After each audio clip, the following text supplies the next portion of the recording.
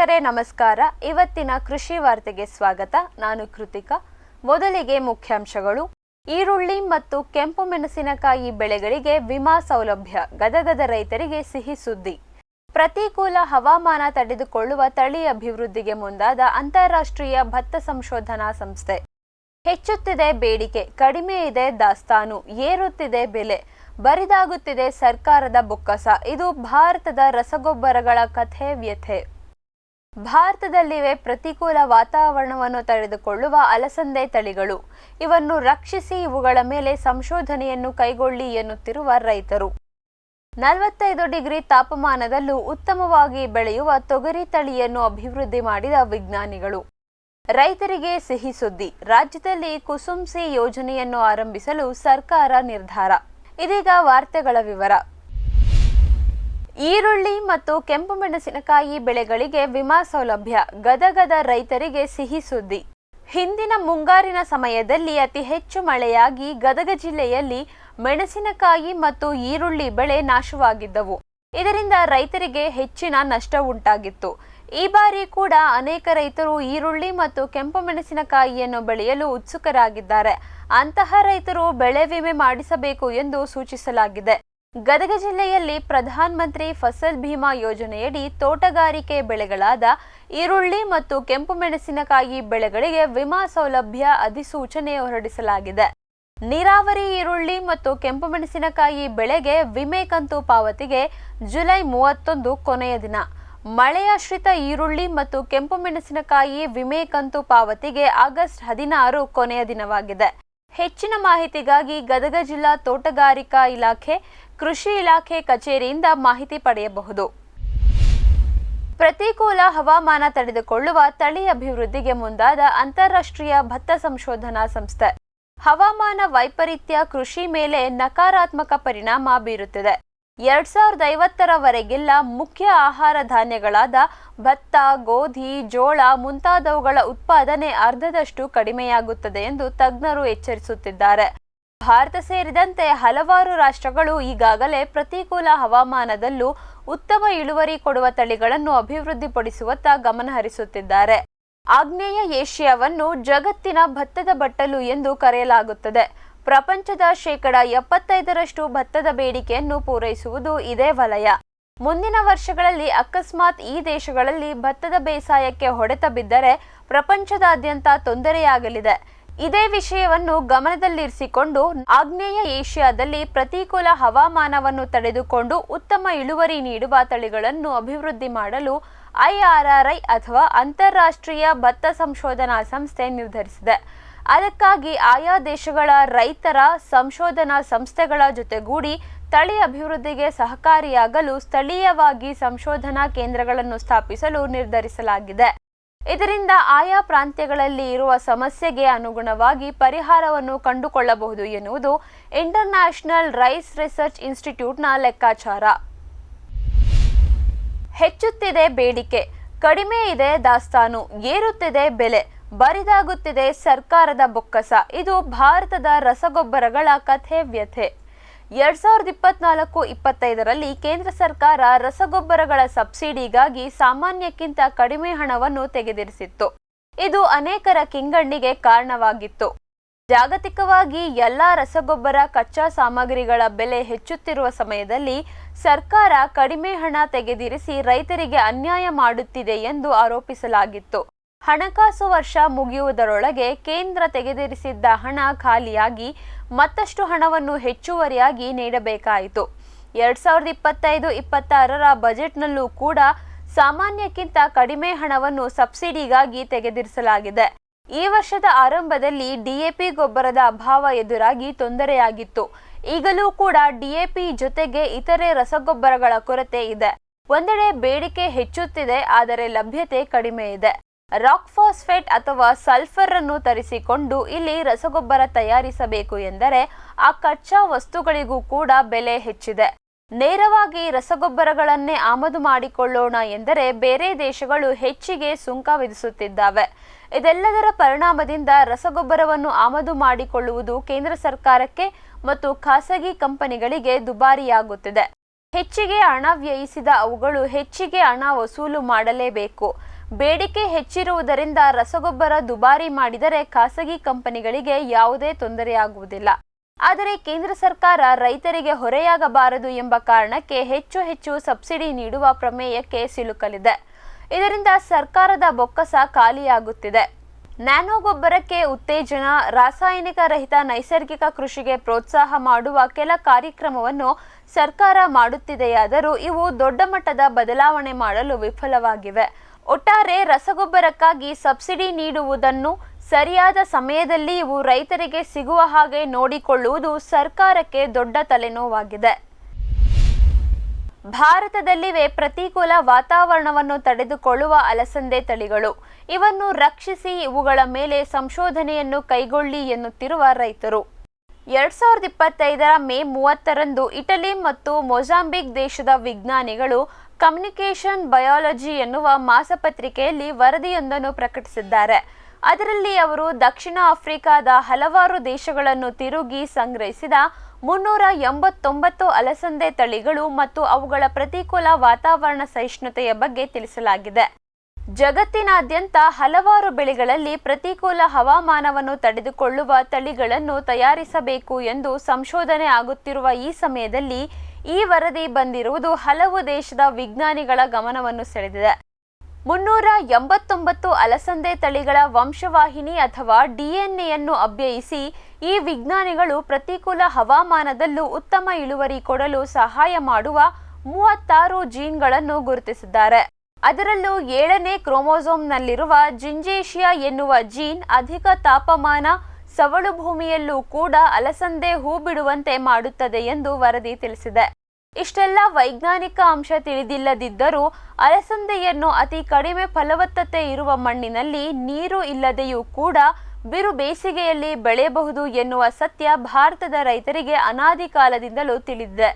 ಒರಿಸ್ಸಾದ ರೈಸಾರ್ ಸಮುದಾಯ ಬೀಜ ಬ್ಯಾಂಕ್ನವರ ಬಳಿ ಪ್ರತಿಕೂಲ ಹವಾಮಾನದಲ್ಲೂ ಉತ್ತಮ ಇಳುವರಿ ಕೊಡುತ್ತಿರುವ ರಂಗಾ ಬರಗಡಿ, ತುಲಾ ಬರಗಡಿ, ಬಟುಲಾ ಚನ, ಸರಕುಂದ ಬಿರಿ, ಮಂಕಡಾ ದಾಂತಿ, ಲಾಹಾ ಕಂಕದಂಡಿಯಂತಹ ಹಲವಾರು ಅಲಸಂದೆಯ ತಳಿಗಳು ಇವೆ.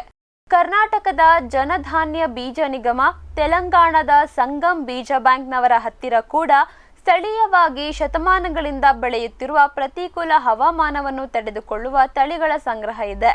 ಇಲ್ಲಿನ ಸರ್ಕಾರ ಕೂಡ ತನ್ನ ಅಧೀನದಲ್ಲಿರುವ ಸಂಶೋಧನಾ ಕೇಂದ್ರಗಳಿಗೆ ಆದೇಶ ನೀಡಿ ಇವುಗಳ ಮೇಲೆ ಅಧ್ಯಯನ ನಡೆಸಬೇಕು. ಕೇವಲ ಅಲಸಂದೆಯೊಂದೇ ಅಲ್ಲದೆ ಇತರ ಬೆಳೆಗಳ ಸ್ಥಳೀಯ ತಳಿಗಳನ್ನು ಸಂರಕ್ಷಿಸಿ ಅವುಗಳ ವಿಶಿಷ್ಟ ಗುಣಲಕ್ಷಣಗಳ ಪ್ರಯೋಜನವನ್ನು ಪಡೆದುಕೊಳ್ಳಬೇಕು ಎಂದು ರೈತರು ಒತ್ತಾಯಿಸಿದ್ದಾರೆ. ಇದೀಗ ಒಂದು ವಾಣಿಜ್ಯ ವಿರಾಮ. ಸಮೃದ್ಧ ಸಾವಯವ ಗೊಬ್ಬರ, ಎಂಎಸ್ಜಿಪಿ ಮತ್ತು ಕೆಸಿಡಿಸಿ ಉತ್ಪಾದನೆ, ಫಾರ್ಮ್ ಟಿವಿಯಿಂದ ಸರಬರಾಜು, ಅತಿ ಕಡಿಮೆ ಬೆಲೆಗೆ ಅತ್ಯುತ್ತಮ ಗೊಬ್ಬರ, ಇಲ್ಲ ಭಾರಲೋಹ, ಕೃಷಿ ವಿಶ್ವವಿದ್ಯಾಲಯದಿಂದ ಪರೀಕ್ಷಿತ ಸಾವಯವ ಇಂಗಾಲ, ಎನ್ಪಿಕೆ, ಪಿಎಚ್, ಇಸಿ ಎಲ್ಲ ನಿಗದಿತ ಮಿತಿಯಲ್ಲಿ. ಅಡಿಕೆ, ತೆಂಗು, ಬಾಳೆ, ಕಾಫಿ, ದಾಳಿಂಬೆ, ದ್ರಾಕ್ಷಿ, ಕಬ್ಬು, ಭತ್ತ, ಜೋಳ, ಹತ್ತಿ ಹೀಗೆ ಎಲ್ಲಾ ಬೆಳೆಗಳಿಗೂ ಪ್ರಶಸ್ತ. ಜೀವಂತ ಮಣ್ಣು, ಸಮೃದ್ಧ ಬೆಳೆ, ಅತ್ಯಧಿಕ ಲಾಭಕ್ಕೆ ಬಳಸಿ ಸಿಟಿ ಕಾಂಪೋಸ್ಟ್. ಬ್ಯಾರಿಕ್ ಸೆಂಟರ್ ಫೆರ್ಮೋನ್ ಟ್ರಾಪ್ಸ್ನೊಂದಿಗೆ ರೇನೋಸಾರಸ್ ದುಂಬಿ ಮತ್ತು ಕೆಂಪು ಮೂತಿ ಹುಳುಗಳಿಂದ ತೆಂಗು, ತಾಳೆ, ಅಡಿಕೆ ಮರಗಳ ಸಂರಕ್ಷಣೆ.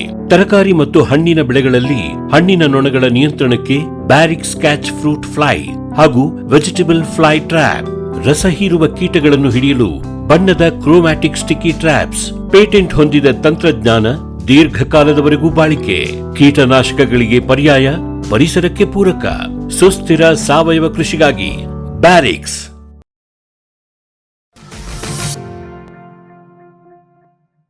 ವಿರಾಮದ ನಂತರ ಕೃಷಿ ವಾರ್ತೆಗೆ ಮತ್ತೊಮ್ಮೆ ಸ್ವಾಗತ. 45 ಡಿಗ್ರಿ ತಾಪಮಾನದಲ್ಲೂ ಉತ್ತಮವಾಗಿ ಬೆಳೆಯುವ ತೊಗರಿ ತಳಿಯನ್ನು ಅಭಿವೃದ್ಧಿ ಮಾಡಿದ ವಿಜ್ಞಾನಿಗಳು.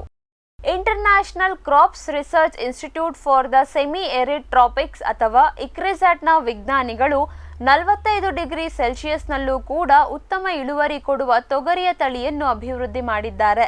ಇದು ಭಾರತದಲ್ಲಿ ಕಡಿಮೆಯಾಗುತ್ತಿರುವ ಬೇಳೆಕಾಳುಗಳ ಸಮಸ್ಯೆಯನ್ನು ಕಡಿಮೆ ಮಾಡಿ ರೈತರ ನಡುವೆ ತೊಗರಿಯನ್ನು ಮತ್ತೊಮ್ಮೆ ಜನಪ್ರಿಯಗೊಳಿಸಲಿದೆ ಎನ್ನಲಾಗಿದೆ. ಸದ್ಯಕ್ಕೆ ಭಾರತದಲ್ಲಿ ಮುಂಗಾರಿನಲ್ಲಿ ಭತ್ತ ಬೆಳೆದ ಸುಮಾರು 30 ಮಿಲಿಯನ್ ಎಕರೆ ಜಾಗ ಹಿಂಗಾರಿನಲ್ಲಿ ಖಾಲಿಯಾಗಿರುತ್ತದೆ. ಡಿಸೆಂಬರ್ನಿಂದ ಆ ಪ್ರದೇಶದಲ್ಲಿ ಅಧಿಕ ತಾಪಮಾನ ಇರುವುದು, ನೀರಿನ ಲಭ್ಯತೆ ಕಡಿಮೆ ಇರುವುದು ಎಂಬೆಲ್ಲ ಕಾರಣದಿಂದ ಆ 300 ಲಕ್ಷ ಎಕರೆ ಜಾಗದಲ್ಲಿ ಕೃಷಿ ಮಾಡಲಾಗುವುದಿಲ್ಲ. ಅಂತಹ ಜಾಗದಲ್ಲಿ ಹಿಂಗಾರಿನ ಬೆಳೆಯಾಗಿ ಈ ತೊಗರಿಯನ್ನು ಹಾಕಬಹುದು. ಬಿರು ಬೇಸಿಗೆಯ ಸಮಯದಲ್ಲೂ ಕೂಡ ಉತ್ತಮ ಇಳುವರಿ ಪಡೆಯಬಹುದು. ಅದೊಂದೇ ಅಲ್ಲದೆ ಆಫ್ರಿಕಾದ ಮರಳುಗಾಡಿನಲ್ಲಿ ಕೂಡ ಈ ತಳಿ ಜನಪ್ರಿಯವಾಗುವ ಲಕ್ಷಣಗಳಿವೆ. ಈ ಎಲ್ಲ ಕಾರಣದಿಂದ ಹೊಸ ತಳಿ ದೇಶದ ಬೇಳೆಕಾಳು ಬೇಸಾಯದಲ್ಲಿ ಹೊಸ ಅಲೆಯನ್ನು ಸೃಷ್ಟಿಸಲಿದೆ ಎನ್ನಲಾಗಿದೆ. ಮಾರುಕಟ್ಟೆಗೆ ಬಂದ ಅಕ್ರಮ HT ಹತ್ತಿ ಬೀಜಗಳು. BT ಹತ್ತಿಯನ್ನು ಕೇಳುವವರಿಲ್ಲ ಎಂದ ವ್ಯಾಪಾರಿಗಳು. BT ಹತ್ತಿಯನ್ನು ತಯಾರಿಸಿದ ಮೊನ್ಸಾಂಟೋ ಮತ್ತು ಮಾಹೈಕೋ ಕಂಪನಿಗಳು ಸೇರಿ ಗ್ಲೈಫೋಸೇಟ್ ಕಳೆನಾಶಕ ಸಹಿಷ್ಣು ಹರ್ಬಿಸೈಡ್ ಟಾಲರೆಂಟ್ ಅಥವಾ HT ಹತ್ತಿಯ ತಳಿಗಳನ್ನು ಅಭಿವೃದ್ಧಿ ಮಾಡಿದ್ದವು. ಆದರೆ ಹಲವಾರು ಕಾರಣಗಳಿಂದ ಆ ತಳಿಗಳನ್ನು ಭಾರತ ಸರ್ಕಾರ ನಿಷೇಧಿಸಿದೆ. ಆದರೆ ಪ್ರತಿ ವರ್ಷ ಮುಂಗಾರಿನ ಸಮಯದಲ್ಲಿ ಈ ತಳಿಗಳು ಮತ್ತೊಮ್ಮೆ ಸುದ್ದಿಗೆ ಬರುತ್ತವೆ. ಗುಜರಾತ್ ಮತ್ತು ಮಹಾರಾಷ್ಟ್ರದಲ್ಲಿ ಅಕ್ರಮವಾಗಿ ಈ ತಳಿಗಳ ಬೀಜವನ್ನು ಮಾರಲಾಗುತ್ತಿದೆ. ಇವನ್ನು ಬೆಳೆದರೆ ಪದೇ ಪದೇ ಕಳೆ ತೆಗೆಸುವ ಅಗತ್ಯ ಬೀಳುವುದಿಲ್ಲ. ರೌಂಡಪ್ ಕಳೆ ನಾಶಕವನ್ನು ಸಿಂಪಡಿಸಿದರೆ ಆಯಿತು. ಈ ಕಾರಣದಿಂದ BT ಹತ್ತಿ ಬೀಜಕ್ಕಿಂತ 2 ಪಟ್ಟು ಹಣ ಕೊಟ್ಟು ಈ ಬೀಜದ ಪ್ಯಾಕೆಟ್ ಅನ್ನು ರೈತರು ಖರೀದಿಸುತ್ತಿದ್ದಾರೆ. ಮಾರುಕಟ್ಟೆಯಲ್ಲಿ ಯಾವುದೇ ವ್ಯತ್ಯಾಸ ಆಗದೆ BT ಹತ್ತಿಯಷ್ಟೇ ಧಾರಣೆ ಸಿಗುತ್ತಿರುವುದು ವರ್ಷದಿಂದ ವರ್ಷಕ್ಕೆ BT HT ಹತ್ತಿಯ ಜನಪ್ರಿಯತೆಯನ್ನು ಅಧಿಕಗೊಳಿಸುತ್ತಿದೆ. ಕಳೆದ ವರ್ಷ ಒಟ್ಟಾರೆ ಹತ್ತಿ ಕ್ಷೇತ್ರದ 15% ಭಾಗವನ್ನು ಈ ಕಳೆನಾಶಕ ತಳಿಗಳು ಆಕ್ರಮಿಸಿದ್ದವು. ಈ ವರ್ಷ ಇದು ದುಪ್ಪಟ್ಟಾಗಲಿದೆ ಎಂದು ಅಂದಾಜಿಸಲಾಗಿದೆ.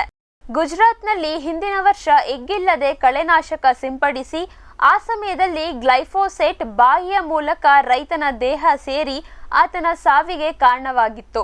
ಈ ತರಹದ ಪ್ರಕರಣದ ಜೊತೆಗೆ ಹಲವಾರು ಕಳೆಗಳು ಗ್ಲೈಫೋಸೇಟ್ಗೆ ನಿರೋಧಕತೆಯನ್ನು ರೂಢಿಸಿಕೊಳ್ಳಬಹುದಾದ ಅಪಾಯ ಇದೆ.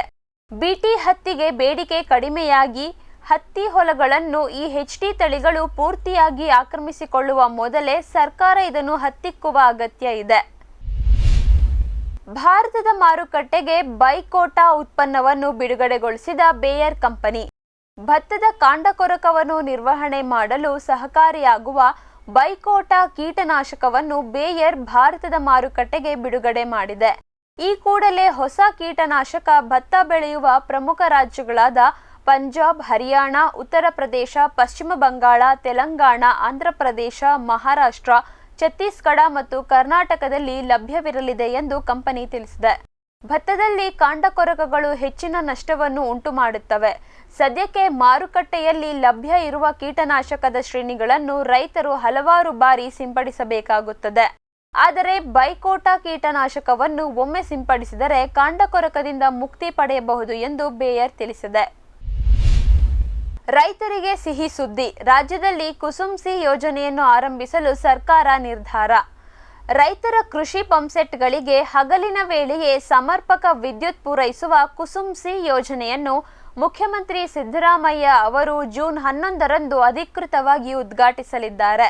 ರೈತರಿಗೆ ಹಗಲು ವೇಳೆ ಸಮರ್ಪಕ ವಿದ್ಯುತ್ ಪೂರೈಸುವ ಉದ್ದೇಶದಿಂದ ಕುಸುಮ್ ಸಿ ಯೋಜನೆಯನ್ನು ಅನುಷ್ಠಾನಗೊಳಿಸಲಾಗುತ್ತಿದೆ. ನೀರಾವರಿಗೆ ವಿದ್ಯುತ್ ಪೂರೈಸುವ ಫೀಡರ್ಗಳ ಬಳಿ ಸೋಲಾರ್ ಘಟಕಗಳನ್ನು ಸ್ಥಾಪಿಸಿ ವಿದ್ಯುತ್ ಉತ್ಪಾದಿಸಲಾಗುತ್ತದೆ. ಬಳಿಕ ಅಲ್ಲಿಂದ ರೈತರ ಕೃಷಿ ಪಂಪ್ಸೆಟ್ಗಳಿಗೆ ಒದಗಿಸಲಾಗುವುದು. ಸ್ಥಳೀಯವಾಗಿಯೇ ವಿದ್ಯುತ್ ಉತ್ಪಾದಿಸಿ ಪೂರೈಸುವುದರಿಂದ ಗುಣಮಟ್ಟದ ವಿದ್ಯುತ್ ಲಭ್ಯವಾಗುತ್ತದೆ. ಟ್ರಾನ್ಸ್ಫಾರ್ಮರ್ಗಳ ಮೇಲಿನ ಹೊರೆಯೂ ಇದರಿಂದ ತಗ್ಗುತ್ತದೆ ಎಂಬುದು ಸರ್ಕಾರದ ಲೆಕ್ಕಾಚಾರ. ಗೌರಿಬಿದನೂರು ತಾಲೂಕಿನ 60 ಎಕರೆ ಪ್ರದೇಶದಲ್ಲಿ 20 ಮೆಗಾವ್ಯಾಟ್ ಸಾಮರ್ಥ್ಯದಲ್ಲಿ ಸೋಲಾರ್ ಘಟಕ ಸ್ಥಾಪಿಸಲಾಗಿದೆ. ಪ್ರಸ್ತುತ ರಾಜ್ಯದಲ್ಲಿ ಕುಸುಮ್ ಸಿ ಯೋಜನೆಯಡಿ ಸ್ಥಾಪಿಸಲಾಗಿರುವ ಅತಿ ದೊಡ್ಡ ಘಟಕವಿದು. ಹೀಗಾಗಿ ಗೌರಿಬಿದನೂರಿನಲ್ಲಿ ಯೋಜನೆಯನ್ನು ಉದ್ಘಾಟಿಸಲು ರಾಜ್ಯ ಸರ್ಕಾರ ನಿರ್ಧರಿಸಿದೆ. ಕುಸುಮ್ ಸಿ ಯೋಜನೆಯನ್ನು ಕೇಂದ್ರ ಸರ್ಕಾರ 4 ವರ್ಷಗಳ ಹಿಂದೆಯೇ ಆರಂಭಿಸಿತ್ತಾದರೂ ರಾಜ್ಯದಲ್ಲಿ ಇದುವರೆಗೂ ಪ್ರಾರಂಭವಾಗಿರಲಿಲ್ಲ. ಇದೀಗ ಸರ್ಕಾರ ಕುಸುಮ್ ಸಿಗೆ ಅಸ್ತು ಎಂದಿರುವುದು ರೈತರಿಗೆ ಸಂತೋಷವನ್ನು ನೀಡಿದೆ. ತಾಂತ್ರಿಕ ಸಾಧ್ಯತೆ ಇರುವ ವಿದ್ಯುತ್ ಉಪಕೇಂದ್ರಗಳ ಬಳಿ ಖಾಸಗಿಯವರು ಸೌರ ಘಟಕಗಳನ್ನು ಸ್ಥಾಪಿಸಿ ವಿದ್ಯುತ್ ಉತ್ಪಾದಿಸುತ್ತಾರೆ. ಅದನ್ನು ಸರ್ಕಾರ ಖರೀದಿಸಿ ಆಯಾ ಫೀಡರ್ಗಳ ವ್ಯಾಪ್ತಿಯ ಕೃಷಿ ಪಂಪ್ಸೆಟ್ಗಳಿಗೆ ಪೂರೈಸುತ್ತದೆ. ಹಗಲು ವೇಳೆ ಸೌರ ವಿದ್ಯುತ್ ಸಾಕಷ್ಟು ಪ್ರಮಾಣದಲ್ಲಿ ಲಭ್ಯವಿರುವುದರಿಂದ ರೈತರ ಕೃಷಿ ಪಂಪ್ಸೆಟ್ಗಳಿಗೆ ಬೆಳಗಿನ ಹೊತ್ತು ಸಮರ್ಪಕ ವಿದ್ಯುತ್ ಲಭ್ಯವಾಗಲಿದೆ. ಇವಿಷ್ಟು ಇವತ್ತಿನ ಕೃಷಿ ವಾರ್ತೆ. ಕೃಷಿಯ ನಿರಂತರ ಕಾರ್ಯಕ್ರಮಗಳಿಗಾಗಿ ವೀಕ್ಷಿಸಿ ಫಾರ್ಮ್ ಟಿವಿ. ನಮಸ್ಕಾರ.